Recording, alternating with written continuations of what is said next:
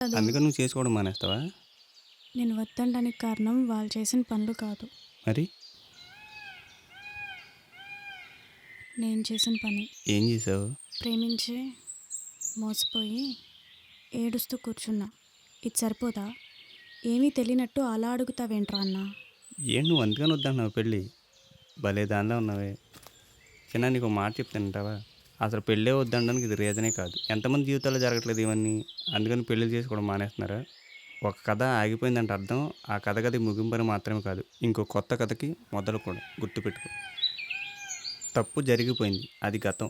ఈరోజు నీకు ఒక అవకాశం వచ్చింది, ఇది నీ భవిష్యత్. ఎప్పటికీ తిరిగిరాని దానికోసం మనం వెతుక్కుంటూ వచ్చేదాన్ని ఆపడం ఎంతవరకు కరెక్ట్ చెప్పు?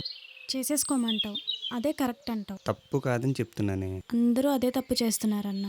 అందుకే పెళ్లి తర్వాత కూడా అందరి జీవితాలు అలా అయిపోతున్నాయి. పెళ్ళైనా పిల్లోడికి కానీ పిల్లకి కానీ రెండో పెళ్లి చేయాల్సి వస్తే ముందు ఆల్రెడీ పెళ్ళైపోయిందని ఒక మాట చెప్పి ఆ తర్వాత చేస్తారు.